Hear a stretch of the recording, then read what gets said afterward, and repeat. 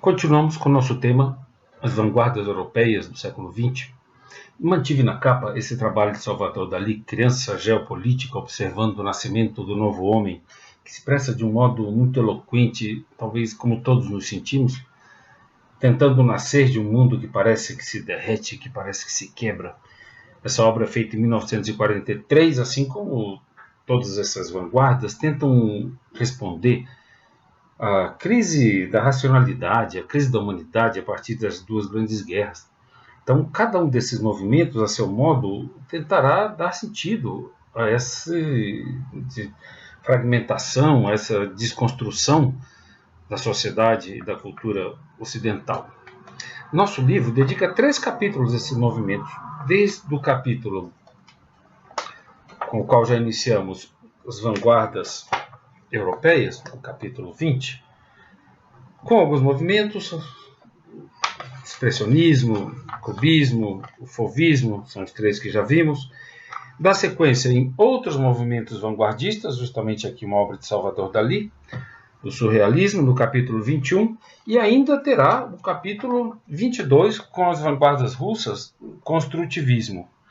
Então, eu sempre digo que abordo essas escolas de um modo um pouco diferente, tento manter uma certa lógica nessa evolução, mas o conteúdo será basicamente o mesmo. Após esses movimentos, ainda se fala de alguns artistas em especial, Paul Klee, Marc Chagall, Juan Miró, que tentaremos, com o pouco tempo que temos, entender. Então, vamos lá. Aqui está então um slide, como sempre digo, os slides estarão no AVA para vocês. Tem essa linha do tempo aqui desses movimentos, então, e coloco já aqui Tarsila do Amaral, da nossa Semana de Arte Moderna de 22, anunciando já a sequência didática que veremos após as vanguardas. Como fizemos anteriormente, vemos o desenvolvimento das escolas na Europa e depois voltamos para o Brasil e vemos o reflexo dessas novas estéticas no nosso país, certo?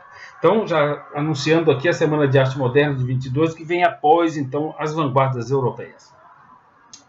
Já falamos do fauvismo, cubismo e expressionismo. Hoje tentarei, no pouco tempo que temos, falar de dadaísmo, surrealismo, futurismo e abstracionismo. Vamos lá.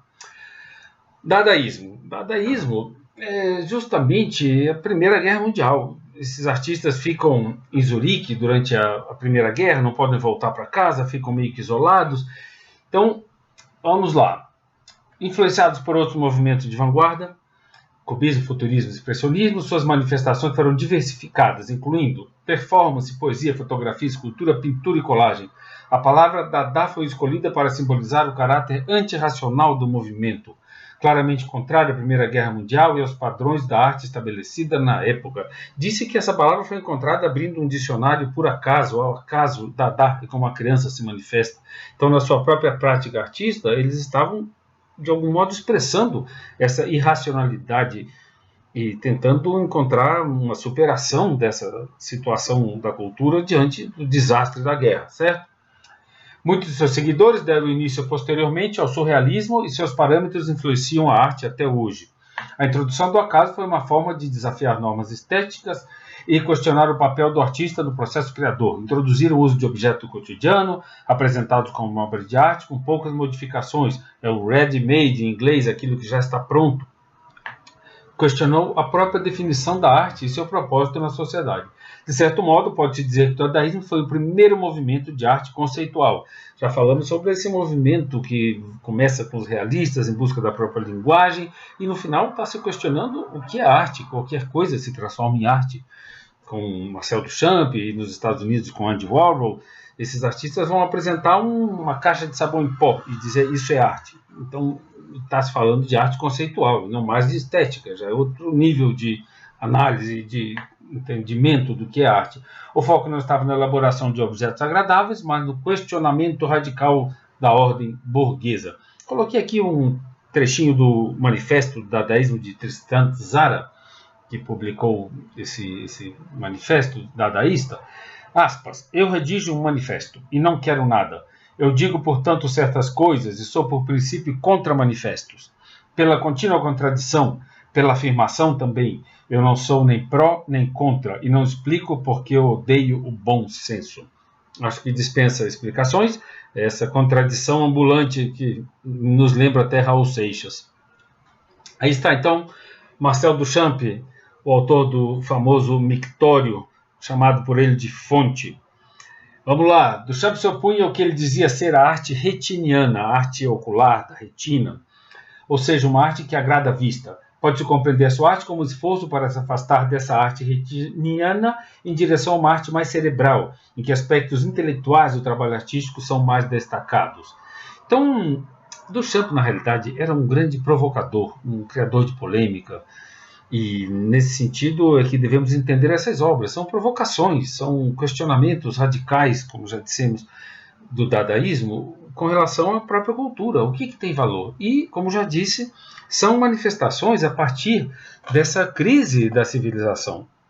Faz sentido falarmos de beleza diante da destruição da guerra? É isso que eles estão tentando ir radicalmente no sentido da arte, certo? E aqui há várias questões que vocês terão no AVA para ler com calma nos slides que também estarão postados. Duchamp também foi um pintor, e em suas obras iniciais tinha influências do cubismo e do futurismo, então está representando movimento. Seus títulos são provocadores também, A Noiva, então há referências eróticas de algum modo nas suas obras, e esse trabalho seu Nu Descendo uma Escada foi muito criticado pelos cubistas, porque parece apenas um oportunismo, em vez de estar realmente elaborando a forma como Picasso e outros artistas do cubismo faziam, ele parece que apenas usa com certa facilidade essa ideia de movimento, sem ter realmente uma profundidade, chamemos retiniana, uma profundidade ótica, que a gente encontra nos artistas de mais peso do cubismo. Então, mal recebido pelos cubistas esse Nu Descendo uma Escada. E aqui então já construindo objetos, essa pintura está feita sobre vidro, disse inclusive que ele só considerou ela pronta quando ela quebrou em algum momento. E os seus títulos, como já disse, são provocações também. Esse trabalho se chama Noiva Despida por Seus Solteiros, um título quase abstrato também, e com referência a máquinas. Aqui há esse elemento que já vimos na outra obra, Noiva, sugerindo algum erotismo, mas a obra de Duchamp cada vez mais se transformará em provocação. Aí está então um outro ready-made, como vimos, a fonte, que é uma espécie de transformação de um objeto banal em obra de arte. Não há um sentido propriamente estético, mas, como já disse, provocação conceitual. Como também é provocação essa Mona Lisa com bigode. Ele pega simplesmente um cartão postal e coloca bigode. E o título tem uma referência pornográfica também, que em francês faz algum sentido. Então, é o provocador Marcel Duchamp. Outro dadaísta importante, aqui temos uma foto que de algum modo traduz essa busca por modernidade nessa composição abstrata, e essas figuras ainda usando gravata borboleta. É uma passagem, início do século, em direção à contemporaneidade. Picabia. Posteriormente, ele regressa à figuração, após estar vinculado ao cubismo, vai para os Estados Unidos também, viaja. Muitos desses artistas fogem da guerra e vão para os Estados Unidos. Então, após esse período dadaísta, regressa à figuração, sobretudo a partir da fundação do grupo surrealista. Nessas obras parece brincar com o universo do sonho surreal, pintando figuras desmaterializadas. Seu interesse pela literatura e linguagem ficou particularmente evidente em seus últimos trabalhos. Então, essa transformação de artistas pintores em artistas dadaístas, que vão usar objetos e a ideia de absurdo, vamos às obras. Vemos aqui a influência um pouco do futurismo, um pouco do cubismo, um pouco mais orgânica a forma, talvez não tão facetada, não tão cristal, não tão abstrata, mas um pouco orgânica talvez, né? E os títulos também são sempre muito absurdos. Eu vejo novamente na memória meu querido Udine. Talvez aqui uma bicicleta. Tem uma certa beleza decorativa. Ainda não está totalmente descolado de uma certa, como diria o Duchamp, arte retiniana. Vai entrando então nesse tema das máquinas, que de alguma forma desmaterializa, de alguma forma transforma em algo mais abstrato o seu trabalho. Imagem muito rara da Terra. Novamente aqui já quase surrealismo, quando sugere movimento e de alguma forma algo estaria acontecendo nessa parada amorosa. Raoul Hausmann, outro dadaísta importante, do qual eu gosto de mostrar essa escultura, chamada O Espírito de Nosso Tempo. Poeta e romancista austríaco, exerceu destacado papel como dadaísta, participou dos grupos de Zurique e Berlim, foi crítico às instituições da Alemanha durante as duas guerras mundiais. Vamos então a uma descrição rápida dessa obra, O Espírito de Nosso Tempo, de 1920. Esta obra é a caricatura irônica de um cidadão alemão médio, que não tem, aspas, mais capacidade do que aquelas que o acaso grudou na parte externa do seu crânio. Seu cérebro permanece vazio. O artista faz uso de um manequim de fabricante de chapéus para representar um cabeça dura, que experimenta apenas o que pode ser medido com ferramentas mecânicas fixadas em sua cabeça. Com seus olhos vazios, o manequim é o autômato cego de mente estreita. Então, essa visão da humanidade naquela época fanática, violenta, pró-guerra, a crítica à sociedade alemã da sua época. Deixamos então para trás o dadaísmo, tentarei correr para a gente ir adiante nesse conteúdo e vamos para o surrealismo. Muitos artistas do dadaísmo derivaram para o surrealismo. O movimento artístico e literário surgido em Paris na década de 20, inserido no contexto das vanguardas que viriam a definir o modernismo do período entre as duas grandes guerras mundiais. Reúne artistas anteriormente ligados ao dadaísmo, ganhando dimensão mundial. Fortemente influenciado pelas teorias psicanalíticas de Sigmund Freud, o surrealismo enfatiza o papel do inconsciente na atividade criativa. Um dos seus objetivos era desenvolver e renovar a arte, que, segundo o movimento, estava sendo destruída pelo racionalismo. Não era somente a arte que estava sendo destruída pelo racionalismo, a própria sociedade, a própria civilização estava sendo destruída.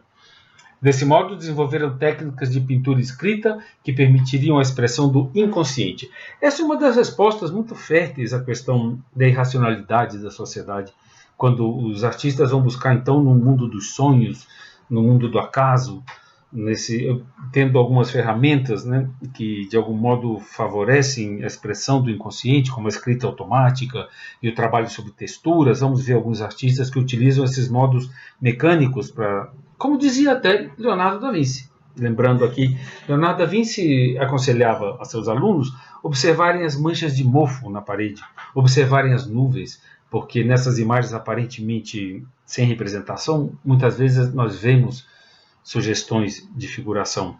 É esse método de permitir que o inconsciente de algum modo se expresse através da imagem, certo? Então vamos lá, os textos seguem no AVA. Max Ernst. Esses artistas do surrealismo são pintores magníficos. Vocês vão ver a qualidade da técnica desses caras. Vamos lá, pintor alemão, naturalizado norte-americano e depois francês, praticou a poesia, movimento do qual faz parte do surrealismo, aprendeu a pintar sozinho quando estudava filosofia e psiquiatria na universidade. Ou seja, esse é o contexto intelectualizado de pesquisa desses grandes artistas. Após a guerra, funda o grupo Dada em Colônia, grupo interessado no estranhamento da experiência perceptiva, o estranhamento da percepção. Vamos lá. Aqui está, então, em ordem cronológica, vocês vão vendo a evolução de Max Ernst. Aqui ainda figurativo, aparentemente não há nada de surrealismo, mas chama atenção para a intensidade do olhar, que já vai ser traduzido em seguida em suas obras mais elaboradas.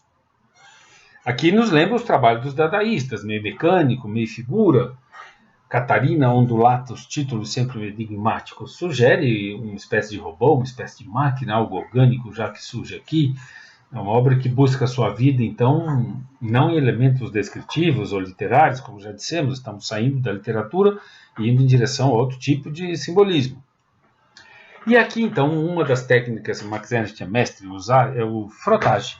Coloca-se o papel ou a tela sobre uma superfície, esfregando a tinta ou um grafite sobre a superfície da tela, aparecem as texturas, sobre as quais, então, o artista vai elaborar diferentes formas. Aqui, no caso, uma folha, madeira, ele coloca como título o costume da folha. Talvez em inglês é difícil de traduzir. Custom pode ser a roupa, o hábito.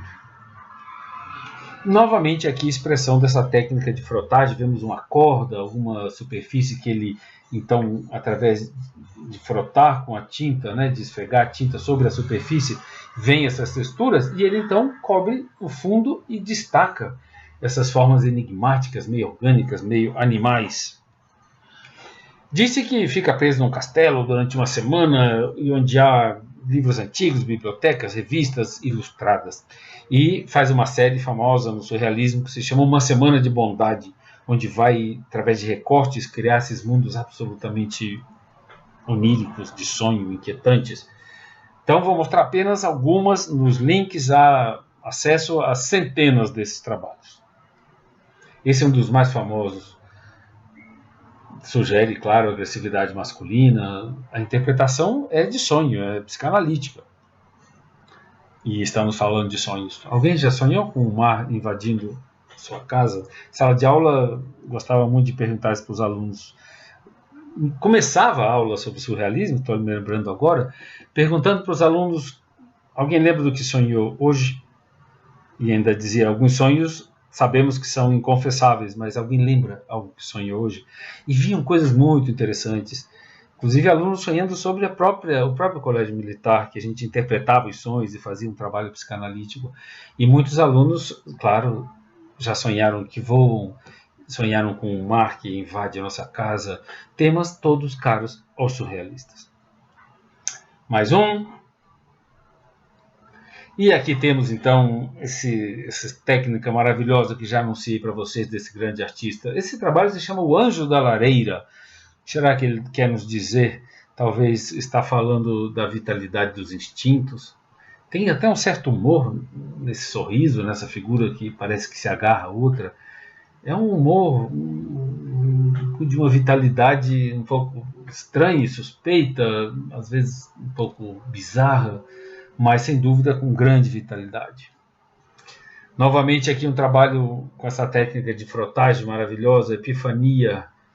Epifania é uma espécie de elogio, uma experiência de sublimidade, uma experiência grandiosa, mas vemos que ele dá vida às texturas, com rostos e figuras incompletas. É todo aquilo que às vezes um aluno perguntava: o que é isso, professor? E eu dizia como resposta: isso é, o que é isso? É uma pergunta, está vivo.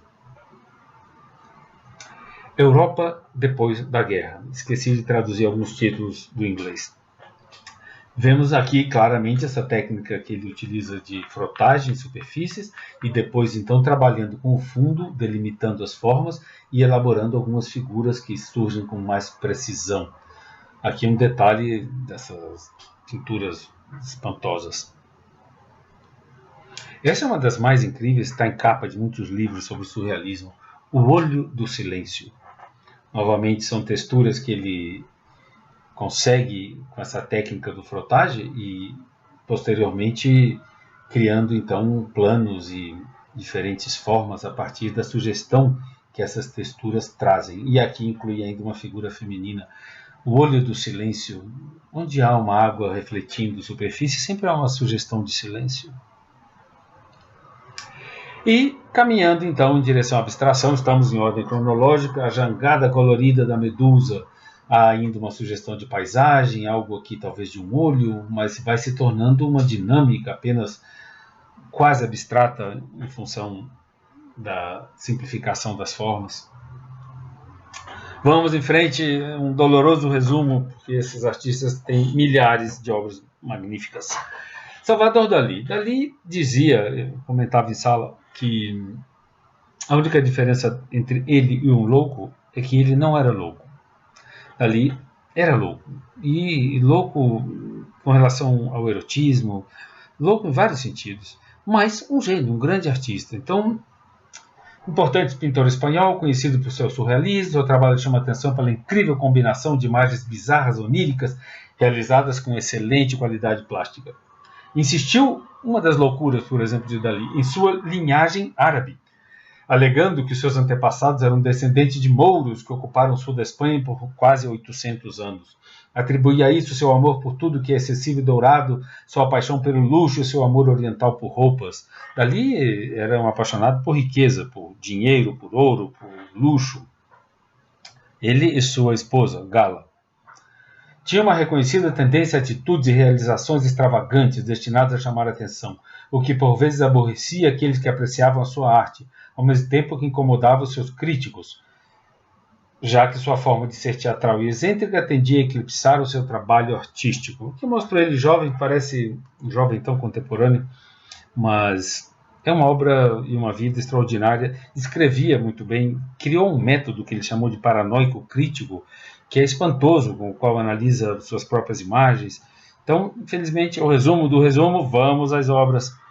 Ordem cronológica, influenciado pelos dadaístas, pelos cubistas, pelos abstracionistas, então compõe uma pintura onde está evidente essas influências. Mas já temos aqui os elementos que vão marcar a sua obra mais à frente, as figuras que meio derretem, alguma sugestão erótica, uma janela aberta, formas orgânicas, então já é o caráter do artista.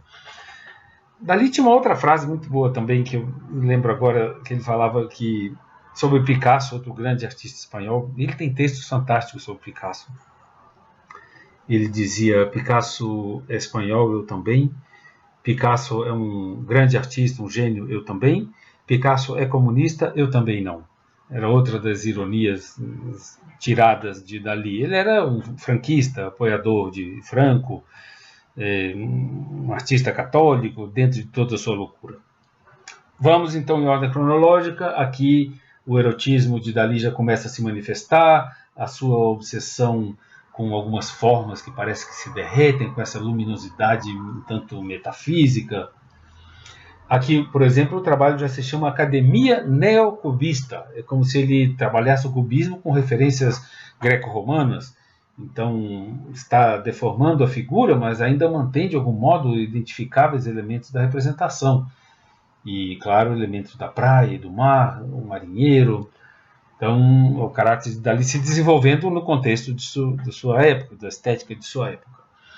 Mesmo nessa obra quase abstrata, que se chama Polegar Grande, talvez seja isto, Praia, Lua e Pássaro em Decomposição, temos esse mistério, essa sugestão de noite, de silêncio, que já são características do artista. A abstração aí não é intelectual, é uma abstração muito sensitiva, poética ao mesmo tempo, nos traduz a sensação da lua na noite, na praia, na areia, vários aspectos que vão muito além do cubismo da abstração, é o surrealismo de Salvador Dalí. E então chegamos no seu famosíssimo A Persistência da Memória, já de 1931, onde ele de algum modo expressa essa angústia diante do tempo. Já mencionamos, quando falamos de Millet, o grande realista, que ele influenciou Van Gogh e Dalí, que fez cópias da sua obra O Ângelus de Millet, que ele aqui então interpreta como reminiscência arqueológica do Ângelus de Millet. Dalí tem interpretações completamente alucinadas de Millet, com textos, inclusive. Essa figura, por exemplo, da mulher rezando, ele vai comparar com uma fêmea do louva-a-Deus, que depois devora a cabeça do macho, e coisas desse tipo. E aqui está um trabalho onde essas obsessões de Dalí se manifestam com extrema força. Quando estávamos em sala de aula e eu mostrava isso, era quase inevitável ouvir um "Oh, que é isso, professor? Caramba!" e risinhos abafados e espanto, porque é mesmo espantoso. E o título é Construção Macia com Feijão Cozido, Premonição da Guerra Civil Espanhola. As conotações deixo para cada um elaborar. E aqui está então a obra que escolhi como capa para essas aulas sobre vanguarda. Já comentamos muito sobre ela, que ela está completa. E para mim, aqui é muito clara essas diferentes dimensões da obra de arte: sensação, sentimento e senso. Qual é a sensação que essa obra nos traz? Qual é o sentimento associado a essa sensação?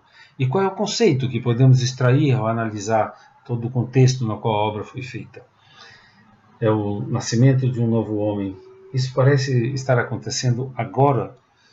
Essa é a magia da obra de arte. Quando vemos uma obra de arte lá da pré-história, vimos aquele homem pensativo da Idade da Pedra, do Neolítico, pensando, e algo tão atual, algo permanente.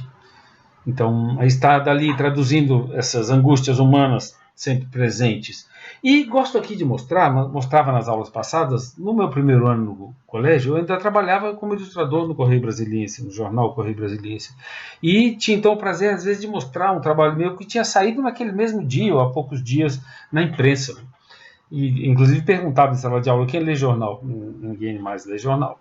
Mas essa ilustração era trabalho meu, saiu na capa do jornal, para mostrar como o surrealismo e esses movimentos das vanguardas nos permitem, hoje em dia, a um profissional da imprensa, um artista gráfico dos dias de hoje, elaborar seus conceitos com extrema liberdade plástica. Eu posso fingir que estou rasgando aqui um papel, uma superfície, ao mesmo tempo é como se fosse aquela faixa para não identificar um menor de idade. Então, aqui expressando a violência com a infância, com a juventude. Então, trazendo para o contemporâneo essas técnicas e essa estética desenvolvida pelas vanguardas no começo do século XX. Magritte, outro grande artista genial do surrealismo belga. Tem outros artistas, eu cito aqui Paul Delvaux, que não vamos nem falar dele, é um grande artista também do surrealismo. Sua arte, pintada com tal nitidez que parece de grande realismo, reflete o amor surrealista aos paradoxos visuais. Embora possam dar a impressão de serem normais, há anomalias por toda parte. A estranha exatidão de suas obras atrai, porque explora nossa percepção do oculto estranhamento da vida. Pintor de imagens insólitas, utilizou-se de processos ilusionistas, buscando o contraste entre um tratamento realista dos objetos e a atmosfera irreal do conjunto. Retrato do artista. Disse que Magritte era um perfeito pequeno burguês, a vida inteira casado, com a mesma companheira, uma casa arrumada, sempre bem vestido, uma vida regrada, nenhuma loucura, nenhuma boemia, nenhum excesso, mas em sua obra todo um universo de fantasia fantástico. Então aqui temos um retrato fotografado por um grande fotógrafo, onde de algum modo vemos esse vazio, esse paradoxo. E aí está o paradoxo de tentando o impossível. Magritte está pintando uma mulher que está diante dele e chama atenção para a beleza dessa paleta. Quando o artista pinta sua própria paleta, há sempre um mistério nela. Então aí está esse paradoxo visual, tentando o impossível, dar vida ao desejo. Os Amantes, um trabalho também tão contemporâneo dos tempos de pandemia, mas há uma referência que está citada no texto, que vocês podem ler no AVA, e há as referências da internet. A sua mãe se suicidou quando ele era quase criança e se suicidou se jogando num rio. E se diz que ele teria visto a mãe coberta por um lençol, por um pano. Então muitas de suas obras talvez fazem referência a essa experiência traumática infantil. Dias Titânicos. A gente fica até sem saber o que dizer diante de um trabalho desses. São espantosos. Esse é o famosíssimo Falso Espelho, está no Museu de Arte Moderna de Nova York. São visualmente tão desconcertantes que a gente realmente não há o que comentar, a não ser o espanto que eles causam. Mas são metáforas sobre a natureza da visão, a natureza da criação, a natureza da consciência. Como aqui, a própria paisagem é uma janela. Chama-se a condição humana. Ele inverte o mito da sereia, invenção coletiva. São paradoxos visuais. E esse é famosíssimo, já caiu em vestibulares, em provas de Enem, para se falar sobre a autonomia da linguagem. O nome desse trabalho é Isto Não É um Cachimbo. E o título também é A Traição das Imagens. Então, isto não é um cachimbo. O que é isto? Isto é um quadro. Isto é uma pintura. Isto é um conceito. Isto é uma liberdade. Isto é um pensamento. Isto não é um cachimbo. E essa brincadeira com a varanda de Manet, que pinta Berthe Morisot, sua cunhada, numa varanda na Belle Époque, naquela reforma urbanística, e ele coloca as figuras como se estivessem mortas dentro de uns caixões. Esse trabalho é maravilhoso, o domínio de Arnheim, que deve ser essa cadeia de montanhas, transformado aqui numa ave quase invisível diante da noite. Tema da maçã, muito frequente em seu trabalho, talvez uma metáfora do desejo, o filho do homem. E esse pequeno burguês tão contido, com talvez o desejo na sua face. E para fechar, então, Magritte, busquem outras obras, Magritte, centenas e centenas de trabalhos fantásticos. A Pálida Assinatura, o título é sempre desconcertante, e ele brinca então com o plano da árvore e o plano do bosque, brincando com a nossa percepção, certo? Há um certo humor oculto também nessas obras de Magritte. Vamos em frente. Vou mostrar aqui para vocês um artista que não está no nosso livro e, por incrível que pareça, é pouco conhecida. Quem ama arte, quem ama surrealismo conhece, mas não é do grande público. Remedios Varo, espanhola, com uma vida aventureira, foi para a França, teve que fugir da França quando os nazistas ocupam Paris, foi para o México, onde morre, ainda jovem, com 50 e poucos anos. E eu gosto de mostrar Remedios Varo porque, se vimos surrealistas homens trabalhando de algum modo os paradoxos e uma certa violência e um erotismo um pouco absurdo e essa ideia do irracional, o surrealismo de Remedios Varo ele é mais significativo. Ele, talvez por ser mulher, talvez por explorar esse universo do feminino mais ligado à natureza, mais ligado à ordem cósmica, chamemos assim, ligado à ordem natural, ele traduz uma beleza muito significativa, mesmo incluindo essa fantasia exacerbada do surrealismo. Então, coloco aqui um detalhe desse trabalho maravilhoso chamado Música Solar. Vamos lá, Maria de los Remedios Varo foi uma pintora espanhola, surrealista e anarquista. Aos 15 anos ingressou na Real Academia de Belas Artes de São Fernando, em Madrid, onde também estudaram Dalí e outros artistas. Teve contato em Madrid com o surrealismo. Era visitante regular do Museu do Prado, onde se encantava com Hieronymus Bosch, artista do qual já falamos. Quando a Guerra Civil Espanhola começou, o poeta surrealista Benjamin Pérez chega a Barcelona. Eles se conhecem, iniciam um romance, voltam para a França. Ela não vai mais voltar à Espanha. Como já disse, quando os nazistas invadem Paris, ela foge com Pérez para o México. Aqui está Música Solar, então, completo. E vou comentar porque, de algum modo, ela está falando de uma escala musical, mas também uma escala, talvez, de energias que permite que, através da luz do sol, respeitando uma ordem matemática, já falamos da proporção incluída na música, quando falamos da razão, ainda conseguimos ter essas aulas, não, isso foi no ano passado, que consegui ainda dar essas aulas no começo do ano passado, ao vivo. Eu dizia para meus alunos, quando falávamos do início do neoclassicismo, de onde surgiu a ideia de proporção, copos com água com medidas geométricas, chamemos assim, medidas matemáticas, metade, um quarto, e através dessas medidas a harmonia musical era percebida, ou uma corda dividida também em ordem matemática, a ordem musical era também uma ordem matemática, certo? São temas que infelizmente não podemos tratar com a profundidade que mereceriam. Mas estamos falando então da escala musical, que é também uma escala cromática, essa ideia de ordem na natureza, que descende então desde o mais alto até se expressar como vida. E essa mulher é a própria natureza, percebe? Tocando então essas escalas de luz, de som, de forma, tudo está incluído dentro dessa noção de ordem. No próprio mundo vegetal há toda uma ordem baseada no número 5, os pentagramas, as 5 pétalas, toda uma proporção e uma simetria, temas que ficam para outro momento. E aqui também uma poesia extremamente significativa, talvez o artista criando com a música, usando símbolos orgânicos, espiral, animais, construindo talvez a torre da linguagem, percebe?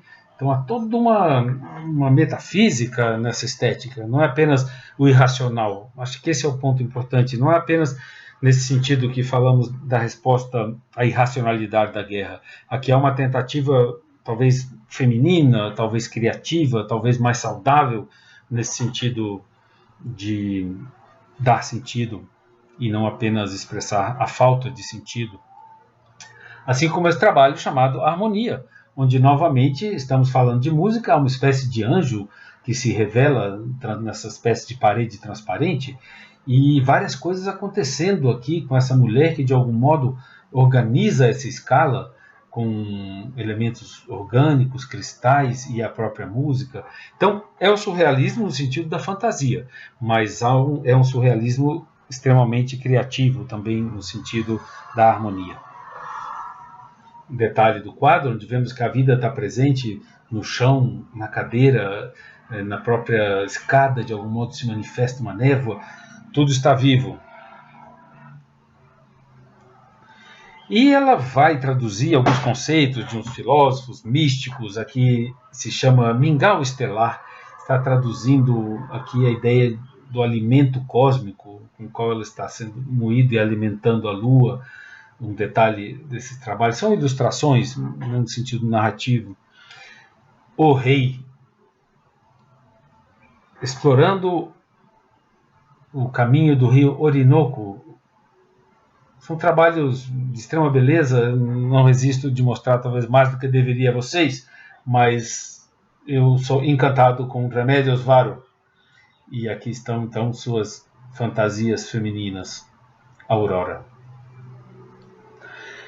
Fechamos o surrealismo e vou tentar terminar rapidamente o futurismo. Temos ainda uns minutinhos. Movimento artístico literário surgido oficialmente em fevereiro de 1909, com a publicação do Manifesto Futurista pelo poeta italiano Marinetti, do jornal francês Le Figaro. Os adeptos do movimento rejeitavam o moralismo e o passado, suas obras baseavam-se na velocidade e nos desenvolvimentos tecnológicos do final do século XIX. Os primeiros futuristas europeus também exaltavam a guerra e a violência. Desenvolveu-se em todas as artes e influenciou artistas que depois fundaram outros movimentos modernistas. No primeiro manifesto futurista, o slogan era liberdade para as palavras e levava em consideração o design tipográfico da época, especialmente em jornais e na propaganda. Abandonaram toda distinção entre arte e design e abraçavam a propaganda como forma de comunicação. Então, renovou na tipografia, nas artes gráficas, e aqui não está detalhado, mas eles, como está dito aqui no final, vários de seus membros passaram a abraçar o fascismo, apoiaram Mussolini e, por conta dessa admiração pela violência, pela guerra, eram adeptos, então, da violência do fascismo. Esse é um retrato de Marinetti feito por um outro artista do futurismo, e a gente vê nesse retrato claramente a exaltação da agressividade, da violência, das armas, certo? Então, no Manifesto Futurista, eu vou ler aqui rapidamente, nós queremos glorificar a guerra, o militarismo, o patriotismo, o gesto destruidor. Nós queremos destruir os museus, as bibliotecas, as academias, combater o moralismo, o feminismo. E é da Itália que lançamos pelo mundo esse manifesto de violência arrebatadora e incendiária. Ou seja, esse é o espírito desses artistas que se associarão ao fascismo de Mussolini. Boccioni é um dos grandes artistas do futurismo. Muitos deles não têm essa característica tão marcada do fascismo. Alguns fazem obras de arte que sobreviveram a essa limitação política. Então, realizam esculturas e vamos a elas. Aqui está, então, justamente esse elogio da energia da cidade, o despertar da cidade, ainda movido à atração animal, mas não deixa de fazer referência aqui à cidade, então, que se desenvolve, ao espírito do século que se inicia. Essa é a obra mais famosa dele, está em vários museus, forma única de continuidade no espaço. Não deixa de ter uma certa referência ao militarismo, é um pouco uma armadura, mas expressa essa dinâmica, essa crença no dinamismo da cultura. E aí está então a influência do cubismo, ainda com essa ligação ao militarismo, carga dos lanceiros, armas. Deixamos Boccioni. Gino Severini manteve compromisso com a iconografia do mundo moderno, representando um universo integrativo, integrando o movimento humano ao ambiente técnico modificado. Futuristas viram nas construções luminosas e estáticas do cubismo a possibilidade de dar um novo rumo ao seu trabalho, adaptaram a interpretação cubista da forma do espaço, a transparência e a multiplicidade de pontos de vista a seus interesses ideológicos característicos. São figuras muito bizarras. Os links vocês podem ver essas figuras, todo tem pose, são figuras um pouco patéticas. E aí está então o futurismo ligado ao dadaísmo, ligado ao cubismo, mas sempre ligados à guerra. Síntese visual da guerra. Aqui podemos ler esforço máximo e um canhão ligado à indústria. Então sempre esse elogio bélico, à agressão e à guerra. Como esse quadro, que está também no MoMA em Nova York, Trem Armado em Ação. Então temos aqui novamente transformado em numa ilustração com cores alegres, o poder destrutivo de uma máquina de guerra. Fechamos por aqui e na próxima aula então damos continuidade com o abstracionismo e outros movimentos.